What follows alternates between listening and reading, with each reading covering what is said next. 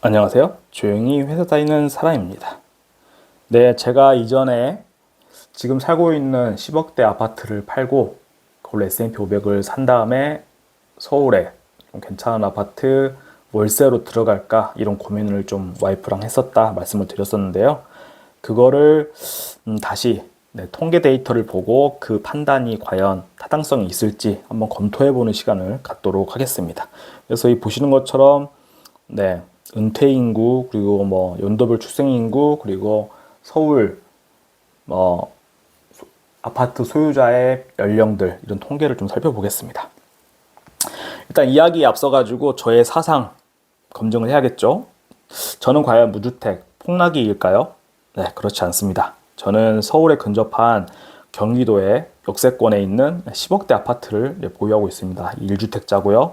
그리고 자산의 90%가 아파트이기 때문에 저 역시 부동산 가격이 하락하는 것은 원치 않습니다. 제 돈이 사라지는 거니까요. 그리고 아파트와 부동산 투자에 대한 우리나라 사람들의 열망이나 인식은 앞으로도 계속 유지될 것이다. 그렇게 생각을 합니다. 제가 지금부터 말씀드릴 거는 그저 우리 부부의 삶의 방식이다. 이렇게 여겨주시면 되겠습니다. 그러면 객관적으로 서울에 있는 아파트는 누가 어느 연령대에서 많이 가지고 있을까요? 대부분 뭐 예상하시겠지만, 네. 일단은 앞으로 서울에 있는 아파트들이 오르고 지방에 있는 아파트는 상대적으로 떨어지는 그런 양극화가 심해질 거라는 전망들이 있죠. 그래서 저는 이 자료를 만들 때 가장 유망하다고 하는 서울 아파트 통계만을 이용할 것이고, 그리고 어차피 이제 전국에서 수도권으로 몰려들려고 할 거기 때문에 그래서 인구 통계는 전국 인구를 기준으로 삼겠습니다. 자, 그럼 어느 연령대 아파트 사람들이 아파트를 많이 가지고 있을까요? 뭐 예상하시다시피 나이가 많은 60대, 70대 이상이 아파트를 많이 가지고 있고, 그리고 해마다 아파트를 보유하는 비중이 이제 늘어가는데 그거는 50대였던 사람이 해가 지나면 60대가 되고 넘어가기 때문이죠. 이렇게. 그리고 좀 유심히 봐야 될 것이 여기 2015년, 19년, 22년 이렇게 세 가지 통계를 가져왔는데 60대는 해마다 이렇게 보유 비중이 늘어가고 있죠. 70대, 80대 마찬가지. 근데 50대부터는 하락하는 양상을 보여줍니다. 근데 이 양상이 서울만 그러냐? 전국도 한번 살펴봤어요. 특이해가지고. 전국도 서울과 유사한 양상을 보입니다. 80대, 70대, 60대 이렇게 보유 비중이 해마다 증가를 하다가 하고 50대부터는 하락하는 모습. 과연 왜 이런 양상이 일어나는 건지 좀 더 자세히 들여다보겠습니다. 혹시 그 50대 밑으로 가는 사람들이 아파트를 안 사거나 혹시 못 사는 상황이어서 그런 거 아닐까 생각을 했는데 통계를 보면은 더 명확해지죠. 그리고 우리나라는 전 세대에 걸쳐 가지고 일단은 뭐 강남 아파트, 서울 아파트가 최고다, 건물주가 최고다 이렇기 때문에 우리나라에서 부동산은 믿음의 영역이라고 봐야 됩니다. 떨어질 거라고 믿는 게 좀 더 바보 같은 생각일 것 같고, 그리고 정치인들조차도 나이가 이제 이미 그분들도 보통 보면 50대부터 막 70대, 80대 다 나이 드신 분들이잖아. 그런 분들이 주류잖아요. 그런 분들이면서 그리고 가장 많은 표가 나오는 정치에 가장 관심이 많은 쪽도 이렇게 나이가 많은 쪽이기 때문에 여기 이 연령에 해당하시는 분들의 입맛에 맞는 정책과 공약을 낼 가능성이 높다. 이거는 자명한 사실이죠. 그리고 보면은 이런 흐름 60대, 70대가 이렇게 많아 보이는 흐름은 모두가 이제 믿음이 같다. 다른 조건은 다 똑같다는 관점에서 그저 이 차이점을 만들어낸 이유는 이 60대에 해당하는 인구들이 해마다 늘고 있다. 그리고 50대에 해당하는 인구는 뭐 편차는 약간 있지만 살짝 줄어드는 경향이 있고, 40대도 뭐 살짝 줄어드는 경향, 그리고 30대도 뭐 줄어들다 90년대생 들어가지고 상승하긴 했는데, 그래도 여전히 인구가 감소하는 트렌드를 보이고 있다. 이렇게 봐야 될 것 같고요. 그래서 어쩌면은 이 흐름 자체가 인구수 증감, 해마다 태어난 인구수의 증감에 연동이 되는 모습을 보이는 것 같다. 이렇게 추정을 할 수가 있을 것 같습니다.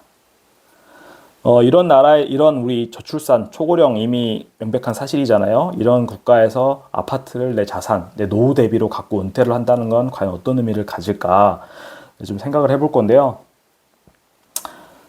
직접적으로 은퇴의 이제 대상이 되고 이제 닥친 분들이 50대 이상이시겠죠. 근데 이분들이 거의 70%에 육박하는 서울 아파트를 소유하고 계십니다. 그리고 오히려 40대 이하부터는 아파트를 보유하는 비중이 해마다 좀 줄어들고 있죠. 그러니까 그런 것 같아요. 저 같은 경우도 예전 같으면은 국내 주식, 한국 주식 아니면은 아파트 거의 두 가지 선택지밖에 없었다 그러면 지금 이제 미국 주식이라는 것도 생겼죠. 그리고 비트코인도 생겼죠. 그러니까 상대적으로 젊은 이 연령대의 사람들은 네, 과거에는 다 아파트에만 투자하던 거를 그리고 이제 미국하고 비트코인에도 이제 분산하게 되면서 아파트에 대한 매수세가 또 과거보다는 인구도 줄었지만 그런 관심도도 약간은 줄지 않았을까 생각을 하고요. 뭐 절대적인 이제 매수자가 줄어든다는 뜻이죠. 결론은 인구 자체가 줄었다는 걸 지금 보여드릴 건데, 일단은 잠재적으로 아파트를 가장 많이 갖고 있고 언젠가는 이제 생활비 마련을 위해서 매도해야 될 60대 그리고 70대는 보시면 해마다 증가를 합니다. 이제 50대였던 사람이 60대가 되고 50대가 또 60대가 70대가 되고 이러기 때문에 해마다 이렇게 은퇴자와 아파트를 잠재적으로 매도할 사람들은 증가하게 될 겁니다. 그러면은 이 거래가 체결되려면 매수자가 있어야겠죠. 매수자는 그 아랫세대들 새롭게 가정을 꾸리고 평수를 넓혀가고 할 그런 30, 40대들이 이제 받쳐줘야 되는데 30, 40대는 아이러니하게 또 줄어들고 있습니다. 그러니까 매도하고 싶은 사람은 늘어나는데 매수할 사람은 절대적으로 줄어들고 있다. 이렇게 보여지고요. 이게 주식 차트를 한번 가져와 봤는데 아파트도 결국에 매수자와 매도자가 만나서 거래를 체결한다. 주식도 결국에 매수호가, 매도호가가 중간에서 만나서 체결이 되잖아요. 그래서 저는 이 원리는 주식 차트를 가져왔지만 아파트 거래에도 해당될 거라고 보고, 만약에 이제 매도하려는 사람들이 많아지면은 가격은 쉽게 오르기가 힘들죠. 그래서 저항성이 생깁니다. 그래서 만약에 이렇게 똑같이 다들 같은 단지에서 매물을 내놨는데 잘 안 팔린다. 그러면은 누군가 이제 반칙을 하겠죠. 더 싼 가격에. 급매한다고 더 싼 가격에 내놓으려고 하겠죠. 그러면 체결이 되는 순간 그때부터 이제 거기가 이제 기준가가 됩니다. 매수하려는 사람들을 눈높이에서 봤을 때 매수하려는 사람들 아무리 싸게 살려고 하기 때문에 이전에 체결된 것보다는 아무래도 내가 아쉬울 게 없는 상황이면 더 싸게 사고 싶어 할 거고 이러면 하락을 하게 되겠죠. 반대로 이제 매수세, 코로나 때 무제한 양적완화 미국에서 할 때 그랬죠. 급등했을 때 이제 매수하려는 사람들이 오히려 많아집니다. 그러면 매도하려는 사람들이 매물을 거두고 그래서 시장에 매물이 적어지면은 웃돈을 줘서라도 이제 살려고 하는 이제 투기 심리 이런 게 늘어나죠.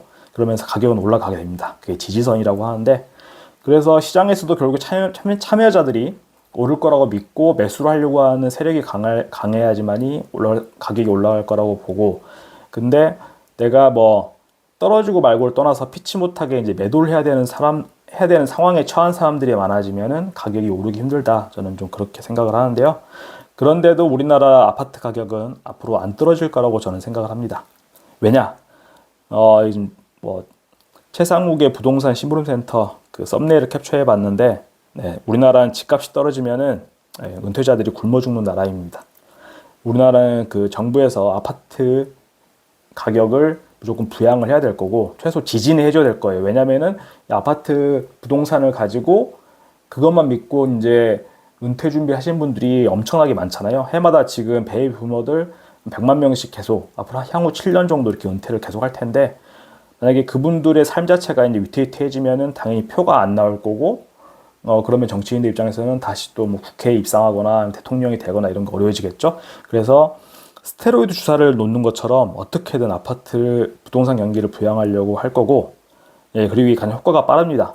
스테로이드 주사가 많이 맞으면 안 좋다는 거 알지만은 효과가 빠르고, 그렇기 때문에 정치인들도 결국엔 부동산으로 경기 부양을 할 것이다. 그렇기 때문에 가격은 쉽게 떨어지지 않을 것이다 생각을 합니다.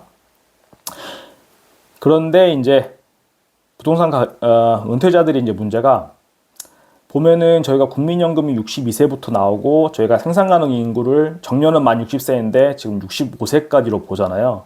그럼 이 간격 5년을 왜 이거를 굳이 생산 가능 인구에 포함시켜 놨을까라고 봤을 때 은퇴하신 분들이 정규직은 아니더라도 계약직이나 뭐 일용직 같은 걸로 그 체력이 되는 한에 있어가지고는 60에서 65세 이 구간에서 일을 하려고 합니다. 그러니까 생산성이 있는 분들이죠. 근데 이분들이 퇴직을 하고 나서 은퇴한 이후에 이제 현금을 이제 그동안 모아놨던 거를 쓰고 다 써버리고 나면은, 그리고 이제 더군다나 이제 요즘에 물가가 이렇게 오르고 있잖아요. 그 은퇴한 이후에 내가 정해진 더 이상 뭐 현금 흐름이 추가적으로 근로소득이 없는데 물가가 이런 식으로 올라버린다 그러면 내가 계획했던 것보다 더 현금이 부족하게 되고 더 많은 현금이 필요하게 되니까, 그러면은 피치 못하게 뭐 이렇게 아파트를 많이 가지고 계신 분들이 아파트를 이제 월세로 돌리든, 아니면 서울의 아파트를 뭐 전세를 내주고 나는 지방으로 간다든지, 혹은 다주택자시면은 매도를 하나씩 하나씩 하려고 한다든지, 근데 이런 움직임이 발생할 거란 말이죠. 근데 그런 움직임을 발생하실 분들이 우리나라 인구 분포를 봤을 때 많습니다. 지금 베이비 부모들부터 해가지고 많기 때문에, 근데 그걸 받아줄 사람들은 적다. 인구 통계가 그냥 그렇다. 이렇게 생각할 수가 있고, 그래서 스테로이드, 정부에서는 스테로이드 처방하는 것처럼 아파트 가격을 계속 지키려고 할 텐데, 이 스테로이드가 많이 맞으면 부작용이 있잖아요. 쿠싱 증후군이 대표적인 건데, 뭐 문페이스라든지 뭐 여드름, 뭐 피부가 얇아지고 하여튼 이렇게 몸에 문제가 생긴다. 그런 것처럼 아파트 부동산 경기를 계속 지탱하고 부양하는 거에 대해서는 전 이 순서대로 돌아갈 거라고 보는데, 아파트에 대한 믿음이 다들 강하기 때문에 우리 세대, 저를 포함해서 어른 세대, 그리고 전 세대를 걸쳐가지고도 그럴 거예요. 아파트에 이제 자산이 편중이 되고 있고, 정치나 뭐 이런 정책도 부동산 경기 부양에 집중이 될 거죠. 그리고 이렇게 되면 필연적으로 새로운 먹거리 산업을 투자해야 하는 거에는 이제 그런 세금 같은 게 이제 경기 부양 이런 데 들어가기 때문에 다른 쪽에 투자가 감소하게 될 겁니다. 정해져 있으니까요, 한 해 예산은. 그러면 청년 계층은 이제 새롭게 이제 학교를 졸업하고 일해야 될 청년 계층은 안정적인 일자리를 찾을 수 있는 확률이 떨어질 것이고, 그러면 노년층의 아파트를 매수해줄 청년 계층이 감소한다는 뜻이죠. 근데 이제 요즘에 저출산, 결혼 안 하는 이유 들어보면은, 이제 아파트 가격이 비싸서 엄두가 안 난다. 그럼으로써 결혼을 안 하니까 당연히 애도 안 낳겠죠. 그리고 이제 참 이게 그거죠. 부모 세대는 나랑 내 자식만 뭐 이렇게 안 좋은 상황에 빠지지 않으면 돼. 약간 이런 생각이 빠지게 되고. 그런데 아직까지 현금 여력이 있는 분들은 그렇게 버티겠지만, 이제 현금마저 다 떨어지고 나면은 이제 은퇴자금 소진되고 나면 아파트를 주택연금 또는 월세로 돌리려고 하는 수요가 이제 증가할 수밖에 없다라고 저는 생각을 합니다. 아니 그래서 차라리 이제 매도를 하고 그냥 홀가분하게 살까 싶은데, 내가 원래 생각했던 가격이 있잖아요. 그보다 낮춰서 팔아야 되는 경우도 생길 것이고, 혹은 체결 자체가 잘 안 되는 상황도 있을 텐데, 신규 매수자가 감소를 하니까요. 그러니까 구매력이 있는 청년 계층 자체가 절대적인 수도 부족하지만 감소할 수밖에 없는 상황이다, 이렇게 생각을 합니다. 그래서 저는 뭐 아파트 가격 하락할 것이다 뭐 이런 거를 말하고 싶은 건 아니고, 저는 이제 S&P 500에 투자하는 입장에서 앞으로 이런 생각을 좀 이제 통계를 봤을 때 이걸 좀 고민해 봐야겠다. 저도 물론 서울 아파트 살고 싶습니다. 역세권에 놀러 가기 좋고 이런 데 살고 싶어요. 깨끗한 아파트에서. 그거를 저는 이제 월세를 가지고 접근해 볼 수 있지 않을까. 저는 월세 뷔페가 열릴 것이다, 이렇게 보는 거예요. 그래서 S&P 500을 만약에 배당금이 한 1.34% 정도 되니까 제가 한 10억 정도 S&P 500을 투자하면 연간 한 1,400, 1,000만 원 초반대 이렇게 배당금이 나온다는 거고, 거기에 플러스 알파 조금 더하면은 이걸로 이제 월세가 충당이 될 것이다. 저는 그렇게 보여져요. 그래서 이렇게 아파트 월세 뷔페가 열리면은 저는 이제 물량 앞에는 장사가 없다 생각하기 때문에, 이렇게 월세를 내주고 싶은 분들이 많아진다고 하면 저는 제가 원하는 입지, 원하는 곳으로 좀 더 합리적인 가격에 월세를 들어갈 수 있지 않을까, 이제 그런 생각을 합니다. 근데 이게 아파트 가격을 저는 의미한다고 생각하지 않습니다. 그냥 뭐 아파트를 가지고 계신 40대 이상, 85%가 40대 이상한테 이제 소유권이 있거든요. 그분들은 버틸 겁니다. 아파트 가격, 내 전 재산인데 이거를 뭐 싼 가격에 던질 수 없을 것이고 어떻게든 버티실 텐데, 이제 월세를 주면서라도 소유권을 가지려고 하시겠죠. 저는 이제 마음껏 제가 원하는 곳으로 갈 수 있지 않을까, 월세로. 그리고 이미 제가 생각한 거, 실천하시는 분이 계시더라고요. 미스터 부라고 하시는 분인데 아마 저랑 연배가 비슷하신 것 같아요. 30대이신 것 같은데 보니까 13억 5천 정도로 대표적인 미국 직투 ETF죠. 부를 13억 5천 정도 투자하시면서 거기서 나오는 배당금 가지고 월세를 내면서 충당하면서 살고 계시더라고요. 저는 뭐 S&P 500에 대한 이야기 많이 했지만은 제가 한국 아파트보다 미국 S&P 500을 여전히 좋게 보는 이유는 생산성 있고 구매력 좋은 새로운 세대의 유입이 되는 게 아파트 가격에 영향을 주는 거는 저는 팩트라는 걸 통계에서 확인했고요. 그렇다면은 미국은 어떠냐? 미국은 전 세계에서 몰려드는 인재들로 가득 찬 나라죠. 우리나라처럼 생산 가능 인구, 우리나라는 이민이란 게 많이 열려있지 않고 외국인 노동자에 대한 인식도 그다지 개방적이지 않기 때문에 미국같이 멜팅팟이 되기는 어려울 것 같은데 미국은 이미 이민으로 이루어진 나라고 세계 1위 전 세계 패권 국가죠. 그리고 AI 4차 산업혁명도 이끌어가는 나라. 그래서 저의 미래를 아파트에다가 대부분 제 전재산의 90% 투자되어 있다고 했죠. 그거를 아파트에 넣어놓는 것보다 미국 S&P 500에 집중을 하고 대신에 삶의 질을 위해서 여기서 나오는 배당금으로 서울에 있는 아파트를 내가 직장 생활을 하는 동안 서울에 살아야 될 이유가 있는 동안은 이걸로 월세를 충당해서 살면 되지 않을까 이런 생각을 좀 해봤습니다. 네, 제가 뭐 어떤 선동을 하려고 만든 영상은 아니고 같이 한번 고민해봤으면 좋겠다 싶어서 영상 만들어봤으니까 감사합니다.